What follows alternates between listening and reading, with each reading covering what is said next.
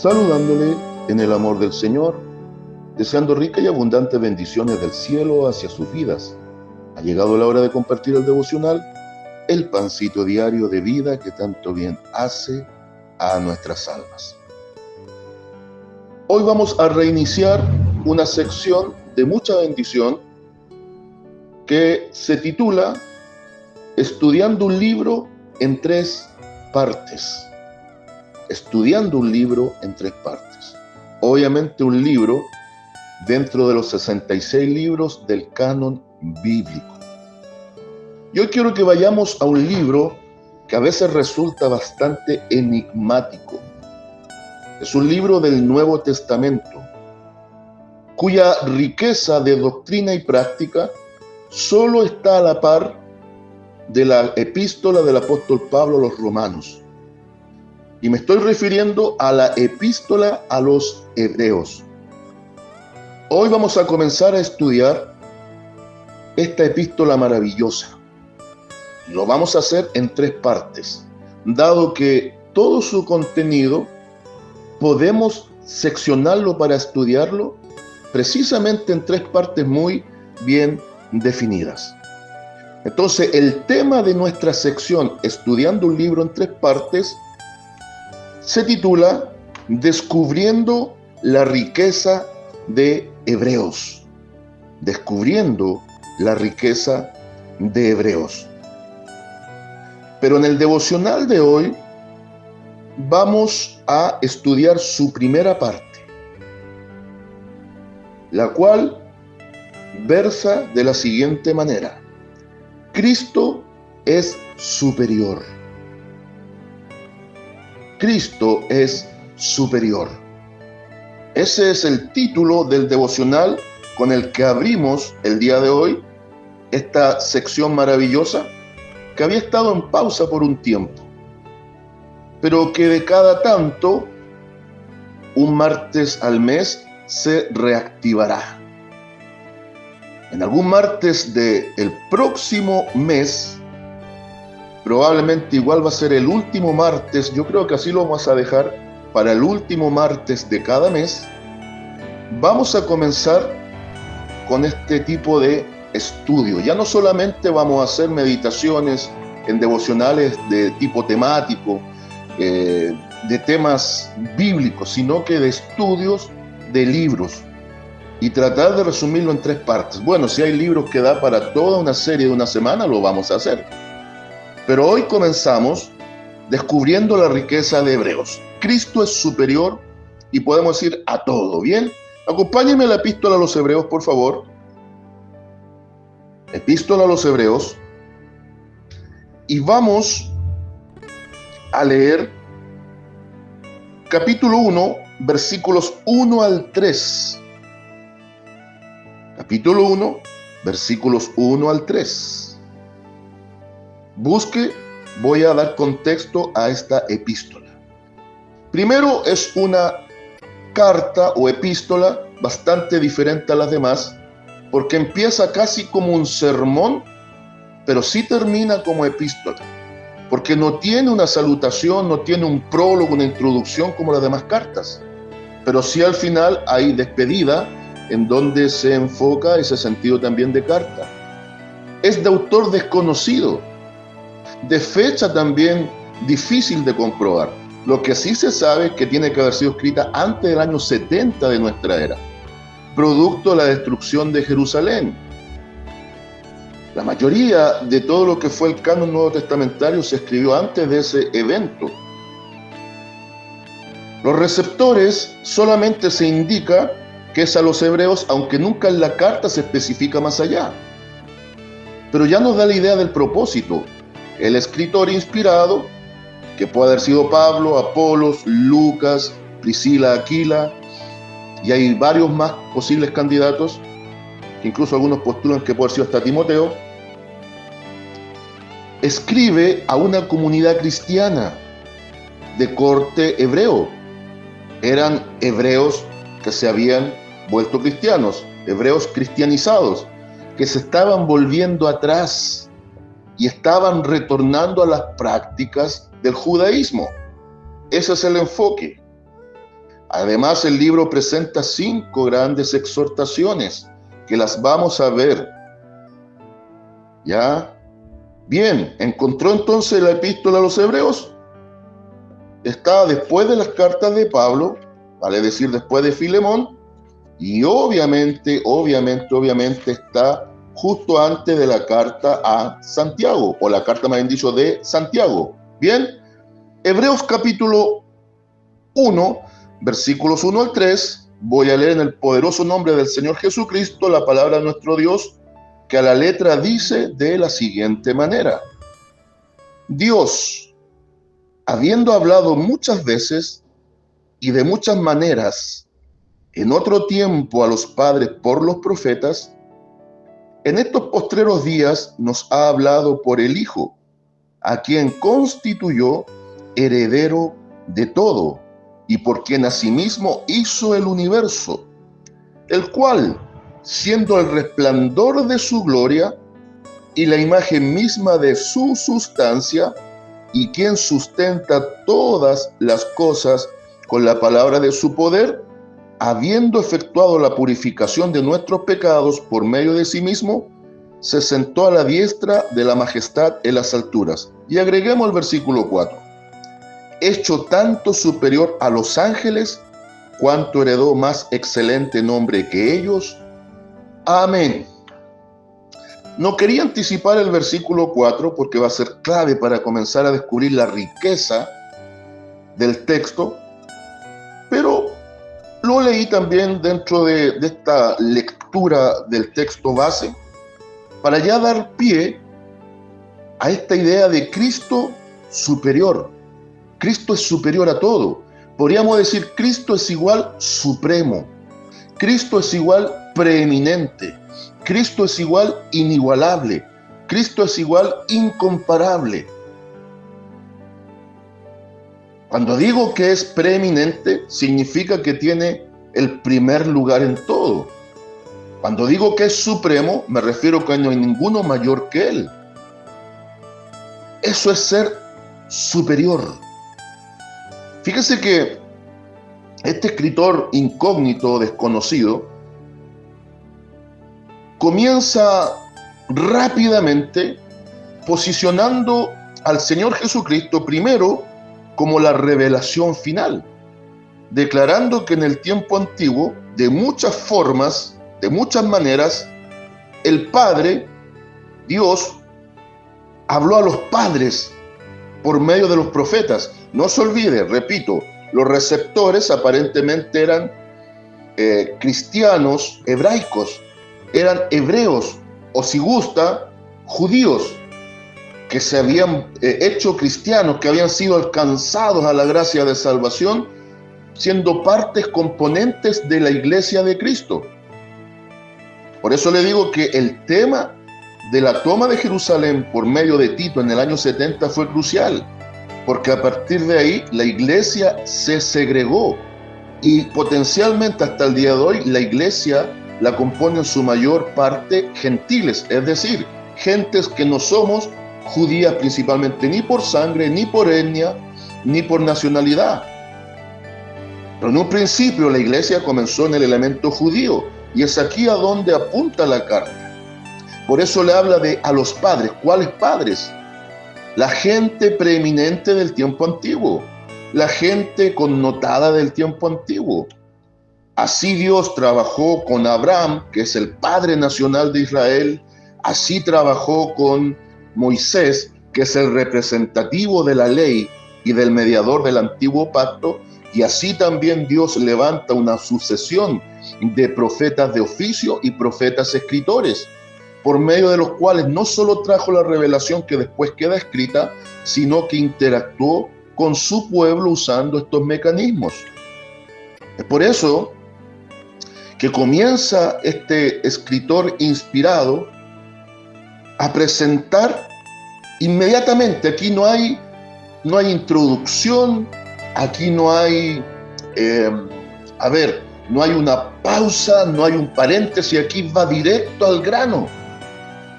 Es como el buen dermatólogo, fue directo al grano, inmediatamente. Y la idea de él era comenzar inmediatamente a posicionar a Cristo como el preeminente, el superior a todo, el incomparable, aquel que es supremo y no hay nadie más que él. Y comienza en una secuencia a demostrar por qué él considera a Cristo como superior a todo y a todos. Y les dice, versículo 2, en estos postreros días, entiéndase por favor que los postreros días, en un marco bíblico, comenzaron con el surgimiento de la iglesia. No piense que nosotros estamos en los postreros tiempos, nosotros estamos en los segundos finales de la historia. Realmente los postreros días, si somos más técnicos incluso, comienza con la predicación de Juan el Bautista, que anunciaba la llegada del reino de Dios a la tierra, en la persona del Señor Jesucristo. Y ahora a través de la iglesia se ha instaurado el reino de manera espiritual. Y la iglesia anuncia la pronta venida del rey para establecerlo materialmente. Porque por ahora todo el mundo y el sistema está bajo el gobierno del maligno. Eso es un tema fuera de discusión. Entonces, él habla que en los postreros días, es decir, con el surgimiento también de la iglesia, ahora Dios ha hablado de una manera diferente. Dice que ha hablado ahora por el Hijo, no cualquier hijo, por el unigénito Hijo de Dios, como lo presenta Juan en su Evangelio en el 3:16. El monogenes, el Hijo por naturaleza, aquel que proviene desde el mismo corazón de Dios, San Juan 1:18, aquel que es el tabernáculo de Dios entre los hombres, San Juan 1:14, aquel que siempre ha sido parte integral y de la misma sustancia de Dios, como el Verbo que vino en carne, San Juan 1:1. De este comienza a hablar este escritor inspirado. Y nos dice que no solo es hijo natural, a diferencia de nosotros que somos hijos adoptivos, sino que a quien constituyó heredero de todo. Y Pablo en Colosenses, el apóstol Pablo en Colosenses 1:15 en adelante, justifica precisamente esto. Que sea heredero de todo significa que él al mismo tiempo es co-creador. La Trinidad actuando en pleno en la creación, Padre, Hijo y Espíritu Santo. Y ahora la Trinidad actuando en plena acción para salvación al ser humano. Donde el Padre es quien planifica el planteamiento de salvación para el hombre. Cristo, a través de su propia obra, desarrolla este plan y el Espíritu Santo lo revela a través del escrito y también en el testimonio del corazón. Tenemos un Padre planificador, un Hijo ejecutor y un Espíritu revelador. Tenemos un Padre que nos amó y entregó a su Hijo. Tenemos a un Hijo que por amor se entrega a la muerte, por amor de nosotros. Y tenemos un Espíritu Santo que una vez hecha la obra de salvación, habita en nuestros corazones por amor para llevarnos en el camino seguro a vida eterna. Esa es la secuencia. Entonces, que sea heredero Cristo significa que Él naturalmente es parte integral con Dios. Y ahora dice, ¿y por quién asimismo hizo el universo? ¿Cómo hizo el universo nuestro Dios? Por el poder de la palabra. Es cosa que usted dé un repaso breve a Génesis capítulo 1. Todo fue hecho por el poder de la palabra, excepto, mucha atención, la creación humana. Porque ahí nuestro Dios actuó de una manera diferente. Como siempre digo, metafórica o figuradamente, ahí Dios se tuvo que embarrar sus manitos, y a la mujer de la costilla del hombre. Entonces, en la riqueza del texto de Hebreos, descubriendo esta riqueza, ya encontramos que el escritor inspirado posiciona al Señor Jesucristo como el tope máximo de grandeza. No hay otro más grande que Él, ninguno, y no hay con quién compararlo, aunque comienza a poner secuencialmente ángeles. Primero partamos, profetas, Moisés, Aarón, pero primero que todo los ángeles. Entonces, yo quiero que entendamos esto. Cómo nuestro Dios va a llevar adelante este plan de salvación y pone a su Hijo como el mayor de todos. Entonces, el escritor de Hebreos va a decir, miren, no es comparable con los ángeles. Digo los profetas incluso prácticamente en primer sentido porque aparecen primero en la lista, pero técnicamente los primeros en un sentido de comparación. Pero más que una comparación para ver quién es más grande, es simplemente para atestiguar que no hay ninguno que se le compare. Es un método que está usando el escritor para que los receptores del escrito entiendan que no pueden basar su fe en otro que no sea el Señor Jesús, porque uno de los grandes énfasis de esta extraordinaria carta es el sentido de la fe, como también un principio superior. Ahora, el tema central obviamente es la superioridad de Cristo. Entonces, en esta idea casi de un comparativo, pero creo que la palabra es grande y al mismo tiempo corta, más que ser un comparativo como tal, pone los elementos a los cuales se estaban volviendo los receptores y dice Cristo es mucho superior a todos estos. Y el orden es este, por ejemplo, los ángeles, los profetas, después viene la idea, por ejemplo, de Moisés y Aarón. Cada uno significa algo. Los ángeles, si usted analiza, por extraordinarias criaturas maravillosas en perfección, estoy hablando en este caso de los santos ángeles de Dios, y por tener un acceso constante a Dios en los cielos, son extraordinarios. La Biblia dice varias cosas de ellos, en los Salmos, por ejemplo, en el libro de Job, que fueron creados antes que el hombre, y estamos claros que son una creación anterior al hombre, y en muchos aspectos superior al hombre.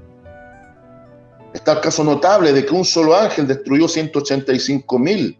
185,000. Se imagina, hombres en un momento de acción donde es enviado por Dios para destruir. 185,000 enemigos destruidos en una noche. Así también muchas veces Dios, para disciplinar a su pueblo, hacía cosas similares. Los ángeles son ministros, servidores de Dios, pero tienen un punto en común con el ser humano. Ángel o ángelos en griego, malach o malech en hebreo, significa mensajero. Por eso, en el libro del Apocalipsis, se habla de que el ángel es consiervo con Juan. ¿Por qué? Porque Juan era un mensajero y el ángel igual. En ese sentido, hay una equivalencia. Pero en cuanto a fuerza, en cuanto a cercanía con Dios, en ese sentido del cielo mismo, la pureza y todo son superiores, excepto que ningún ángel porta la imagen y semejanza divina, solo el hombre. En ese sentido somos mucho superiores a ellos. Entonces, con la idea de cristianos de etnia judía, que se estaban volviendo a las prácticas del judaísmo, ahora el escritor comienza a decirles mucha atención. No hay ningún ángel que sea superior al Señor. Por el contrario, Cristo es superior a los ángeles. Y aunque Él vino en carne, igual los ángeles, reconociendo la divinidad en Cristo, se sujetaban a Él. Le servían, le adoraban continuamente, fueron parte en el nacimiento, le sostuvieron en el ministerio. Por ejemplo, el contexto de San Mateo 4 del 1 al 11, la triple tentación en el desierto. Después vino un ángel a reconfortarlo después de la tentación triple de Satanás y del largo periodo de abstinencia de alimento. También los vemos actuando previo a la cruz, cuando Cristo dice, yo podría pedir a mi Padre y enviaría 12 legiones de ángeles. Los vemos en muchas instancias del ministerio de Cristo, incluso, según el libro de los Hechos, capítulo 1, versículos 6 al 11, en la ascensión de Cristo, lo vemos subiendo en una nube de ángeles. y también con ángeles retornará, aparte de la iglesia. Entonces, en la carne, nosotros somos menores a los ángeles. El hombre carnalmente es menor que los ángeles. Pero al igual que ellos tienen conexión y comunicación con Dios, nosotros también tenemos conexión y comunicación con Dios. Los paralelos similares son: los ángeles son seres creados con capacidad de razón, responsablemente en lo moral, en lo ético y en lo espiritual, y con la capacidad de tomar decisiones, el libre albedrío. Nosotros portamos las mismas características, pero la imagen y semejanza de Dios no está en los ángeles, está en el hombre. Por eso Satanás nos odia a muerte, porque él no posee lo que nosotros poseemos, ni tampoco él es Dios, porque es un ser creado.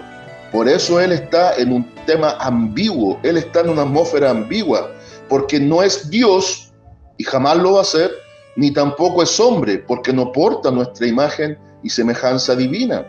Por eso odia a Dios, porque no puede ser igual a Dios, y odia a los hombres porque ahora él no tiene posibilidad de redención a diferencia nuestra.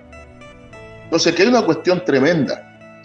Es cierto que el Señor Jesucristo vino en debilidad humana, pero al mismo tiempo en perfección humana.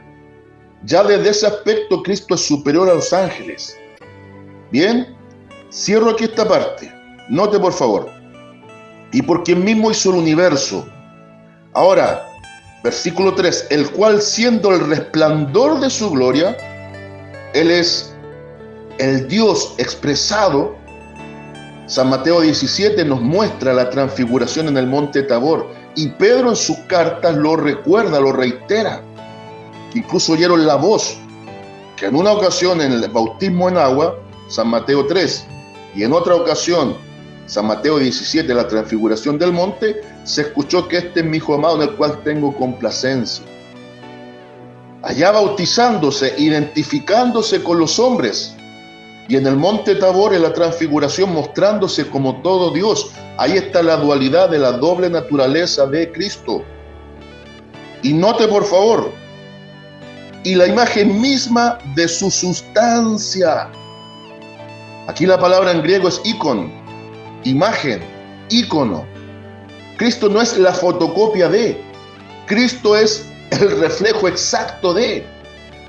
Por eso Él es uno con Dios. Pero el Dios bíblico verdadero, trino, consiste en que son de una misma sustancia, de misma naturaleza divina, con mismos atributos, Padre, Hijo y Espíritu Santo, pero son personas diferenciables. En el caso del Hijo, es el reflejo exacto de Dios. Por eso en San Juan 14, cuando Felipe dice, bueno, muéstranos al Padre, Cristo le dice, tanto tiempo han estado conmigo, Felipe, y no han reconocido al Padre en mí. Quien me ve a mí, ve al Padre. Por eso no hay otro camino de salvación sino Cristo. Cristo el Señor.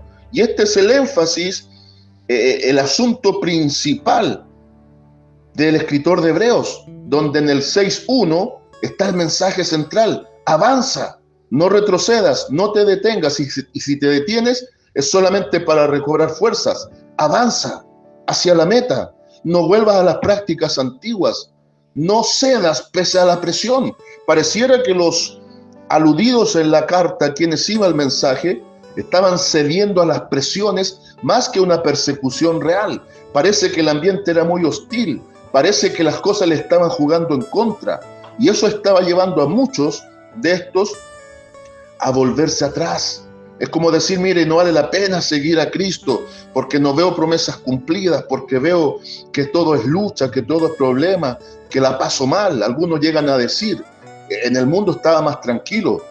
Sí, puede ser que estuvieras más tranquilo, pero estabas muerto, podrido y directo al infierno. Ajá. Yo prefiero ahora estar en medio de tormentas, en medio de aflicciones. Yo ahora de verdad prefiero estar muchas veces desgarrado internamente, con las tripas de fuera, pero en Cristo. Porque Pablo dice en Romanos 8:18, bendito sea el nombre del Señor, que los padecimientos del tiempo presente no serán comparables a la gloria futura que ha de manifestarse sobre los hijos de Dios. Oh, bendito sea el nombre del Señor. Por eso dice: ¿y quién sustenta todas las cosas con la palabra de su poder? Colosenses 1:16 en adelante lo dice también. Habiendo efectuado la purificación de nuestros pecados por medio de sí mismo, se sentó a la diestra de la majestad de las alturas. Eso fue lo que vio Esteban cuando moría, en Hechos capítulo 7. Cristo, la imagen misma, resplandor de gloria del Padre, sustancia propia de Él, es lo que Pablo dice, Colosenses 2:9. En Él habitó la plenitud de la deidad. ¿Escuchó bien? La plenitud de Dios en Cristo. Eso no está en ningún ángel. Esa plenitud de la deidad no está en ningún profeta, ni Elías, ni ninguno de los profetas escritores, tampoco Eliseo, ni Juan el Bautista, que ha sido el hombre mayor nacido de mujer. Eso no estuvo en ninguno.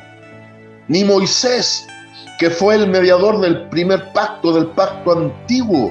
Ni Abraham, que es el padre de la fe, es el hombre de acción, obediente, a pesar de haber tenido grandes errores humanos. Ni tampoco Aarón, el sumo sacerdote, por medio del cual se establece el sacerdocio levítico, que de la tribu de Leví, que quedaban a expensas de la bendición y el apoyo del pueblo, dado que no recibieron herencias de tierra, fueron apartados, santificados para el ejercicio sacerdotal, en primera instancia en el tabernáculo y en el tiempo de los reyes hacia adelante, hasta Cristo en el templo. De los descendientes de Aarón salían los sumos sacerdotes por sucesión, pero ahora Cristo va a ser superior a todos. Bendito sea el nombre del Señor, porque está a la diestra de la majestad. Ahora está en el santuario, que primero fue el santuario de su propio cuerpo. Su cuerpo fue el templo excelente y absoluto, que fue entregado como ofrenda para salvación a todo aquel que en él cree. Y ahora dice que Cristo es superior a los ángeles. Cristo es superior a los ángeles. Note. Entonces, en orden bíblico, podemos decir esto. Desde el versículo 1 al 3 del capítulo 1, Cristo es superior a los profetas. Cristo es superior a los profetas.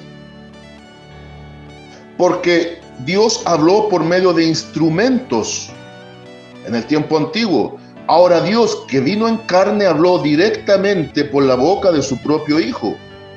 Cuando Cristo hablaba, es Dios hablando.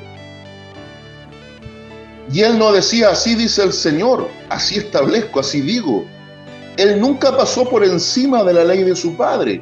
Él hizo reenfoques precisos, no porque la ley de su Padre fallara, sino para que los fariseos, saduceos y hombres de la palabra y la ley reenfocaran el sentido de la ley. La ley de Jehová tiene dos aspectos. Tiene un aspecto formal y un aspecto espiritual. Tiene forma y fondo. El fondo es lo espiritual. La ley siempre ha sido espiritual. El problema es que cambiaron el fondo por la forma, la parte cúltica, la parte ceremonial.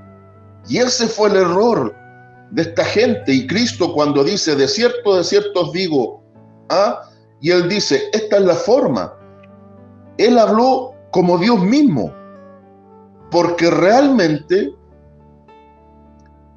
Él primero es la palabra encarnada, es el fin y cumplimiento de la ley, y le vino a dar el sentido correcto para justificar también. Entonces, desde el versículo 4 hasta el versículo 14, nosotros tenemos clarísimo que Cristo es superior a los ángeles. Cristo es superior a los ángeles. Después, Cristo es superior a Moisés. desde el capítulo 3, versículo 1, hasta el capítulo 4, versículo 13. ¿En qué sentido Cristo es superior a, por ejemplo, los profetas? En persona y obra. ¿En qué sentido es superior a los ángeles? En persona y obra. Los ángeles son seres creados, Cristo es creador. Y ahora con Moisés, volvemos al mismo principio, en persona y obra. Moisés fue el mediador del pacto antiguo. Por medio de él Dios trajo la ley. Por medio de Cristo la cumple, la satisface y establece el nuevo pacto, la gracia. Entonces Cristo es el mediador del nuevo pacto. Uno del antiguo, Cristo del nuevo. Y este mediador del nuevo pacto es superior a Moisés, porque Moisés fue siervo fiel en la casa de Dios. Pero Cristo, viniendo como siervo, haciéndose hombre, despojándose a sí mismo, lo que plantea Pablo en Filipenses 2:6 al 11, termina siendo el Hijo por naturaleza. Y no es el siervo el heredero, es el Hijo. Por eso plantea acá que Él es el heredero absoluto.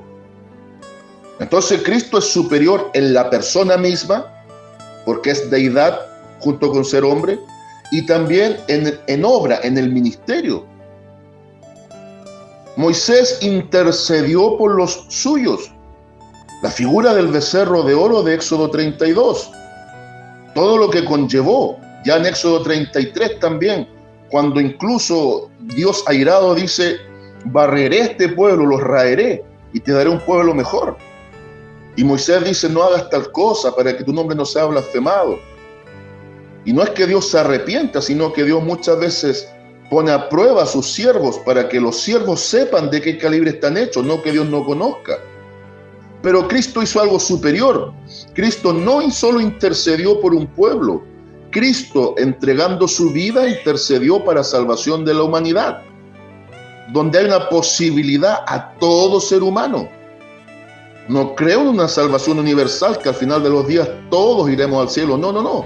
Pero sí creo en una salvación extensiva, donde Él da la oferta, donde hay una garantía, que Cristo es la garantía, donde hay un precio pagado, la sangre de Jesucristo, donde hay una justicia satisfecha, la obra de la cruz, donde hay una evidencia y promesa de vida eterna, la resurrección de Cristo, donde hay un anillo de ilusión para una futura boda, el Espíritu Santo en el corazón del creyente. Están todas las garantías gracias no a la obra de Moisés, a la obra de Jesucristo el Señor. Y finalmente, en esto de la superioridad de Cristo, Cristo supremo, Cristo superior, Aarón, el sumo sacerdote, capítulos 4:14 y 6:20, 4:14 al 6:20. Aarón, sumo sacerdote, bajo el concepto antiguo testamentario. Superior, Cristo en persona. Cristo perfecto. Aarón comete errores graves. Volvamos a la idea del becerro. Aarón manipulado por el pueblo. Aarón cedió a los requerimientos y fue partícipe directo, instigador de la figura del becerro. Ahora, Aarón representa el sacerdocio del Antiguo Testamento, y ese sacerdocio del Antiguo Testamento solo era un paliativo de salvación, porque la muerte de los animales en sacrificio constante, uno a las 9 de la mañana y otro a las 3 de la tarde, solo era una sombra de lo que Cristo haría. Todo ese sacerdocio estuvo basado en la muerte continua de animales, continua de animales. Y eso lo vamos a observar mañana en profundidad. Pero Cristo es superior porque Él fue el sacrificio. Él es el sumo sacerdote que al mismo tiempo es la ofrenda. Bendito sea el nombre del Señor. Y para ir concluyendo, Hebreos tiene 5 exhortaciones claves.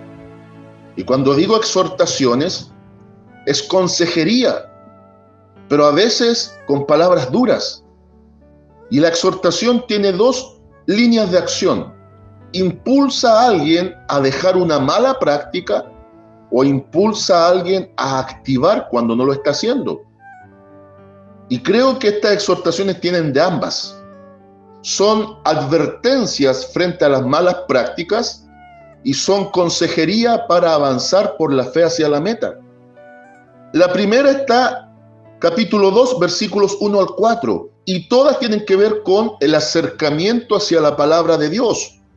La primera exhortación es a no alejarse de la palabra, y yo quiero poner un énfasis. Ninguna de estas exhortaciones apuntan a pérdida de salvación. No, porque el enfoque no tiene que ver con perder o no perder la salvación. El enfoque tiene que ver con volverse a Cristo, permanecer en la gracia, evitar errores del pasado que a muchos les costó caro. Más que evidencias de pérdida de salvación, son consejos y advertencias para no caer en errores que van a costar caro. Yo quiero dejar clarísimo eso.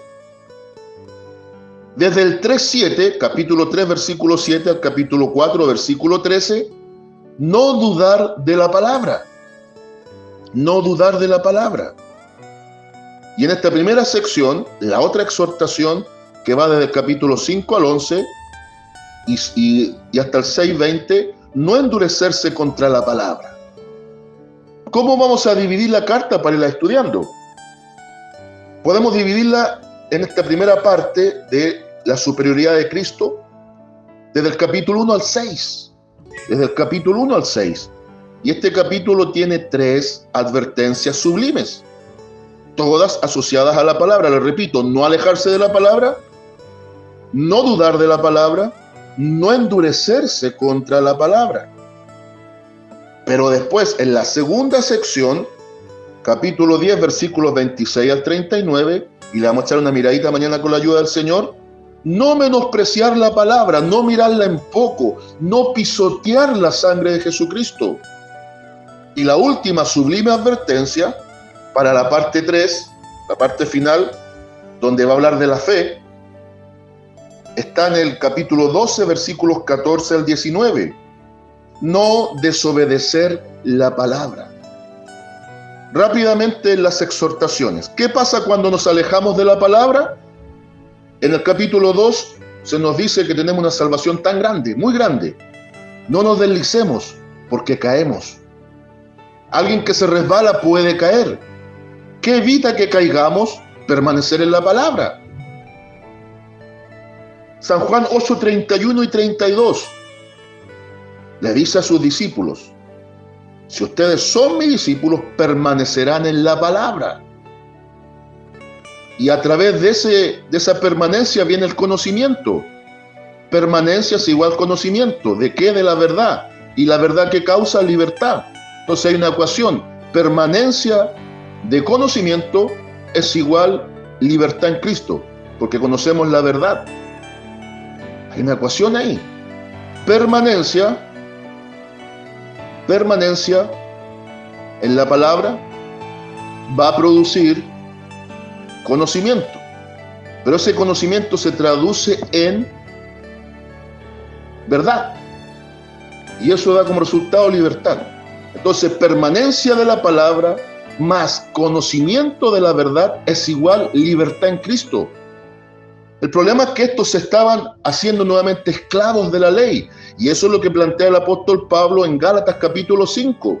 Comienza su encabezado diciendo que no se pueden volver a ser esclavos de la ley. Miren lo que nos puede llevar a alejarnos de la palabra. La segunda exhortación, en el 3:7 hasta el 4:13, no dudar de la palabra. Dudar de la palabra implica incredulidad, falta de fe. Y aquí viene una ecuación negativa. Dudar de la palabra es igual incredulidad. Incredulidad, ¿qué va a producir? Que nos endurezcamos de corazón. Y esto es igual a apostasía.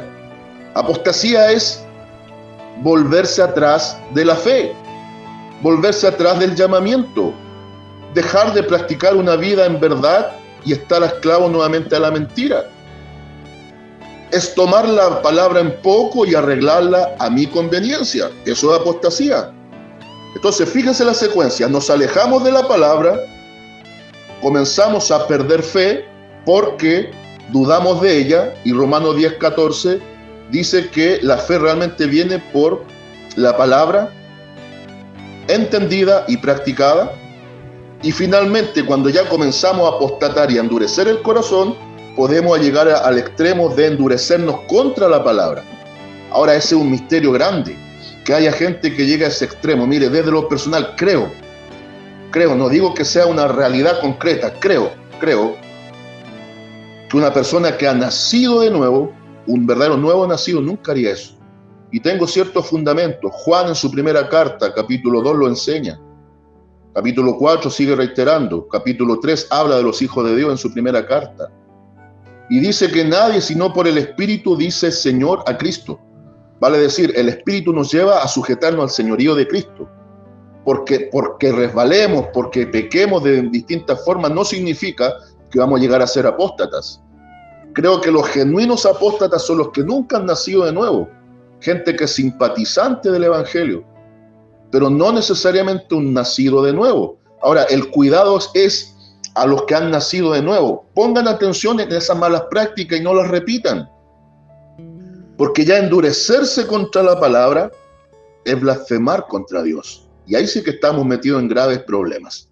Entonces, para ir concluyendo, en esta primera sección, donde vamos descubriendo la riqueza de Hebreos, hemos descubierto, fuera de las partes técnicas de que es una carta que parece que no fuera carta, que es un sermón que termina como carta, no hay fecha precisa, de autor incógnito, de tema central, la supremacía de Cristo, del objetivo hacia gente que se estaba volviendo atrás, hebreos cristianos o cristianos hebreos que estaban volviendo a las prácticas del judaísmo. Todo aquello nos lleva precisamente a ver el orden de esta carta, que se puede dividir en 3 grandes secciones. Primeros 6 capítulos va a hablar de la supremacía de Cristo. Capítulos 7 al 10, un sacerdocio superior, que es lo que vamos a ver mañana con la ayuda del Señor. Y la tercera división que va a servir para nosotros de estudio, la superioridad de la fe en Cristo, capítulo 11 al 13. En esta primera parte que hemos visto, Cristo es superior a los profetas, a los ángeles, a Moisés, a Aarón. Y frente a las 5 grandes advertencias de la carta, en esta primera sección nos da tres observaciones precisas, que son las lecciones con las que quiero que usted se quede el día de hoy, como yo me voy a quedar. Primera lección de hoy: nunca nos alejemos de la palabra de Dios. Nunca. Practiquémosla en verdad, para estar verdaderamente libres. Lección número 2: nunca dudemos de la palabra, porque eso ya no sería fe. Si Dios ha dicho, si Dios ha prometido, y si la palabra lo testifica, Dios lo hará. ¿Cuándo? Está en manos de Él. Y finalmente, no nos endurezcamos contra la palabra. No hay cosa peor que nos volvamos contra Dios, contra su palabra. La palabra es espíritu y es vida. Y quien va contra el espíritu y la vida le espera muerte. Repito, el autor de Hebreos no está hablando de pérdida de salvación. Está dando advertencias para no caer en prácticas aberrantes en cuanto a fe que nos pueden costar caro. Bien, espero que seamos bendecidos a través de este estudio, que obviamente ya es un devocional diferente, más profundo, pero espero en el Señor Jesús poder ser un aporte, un granito de arena para su crecimiento y bienestar espiritual, como lo hace siempre el Señor conmigo a través de estos devocionales. Saludos de paz, amor y bendición desde Longaví a cada uno de ustedes.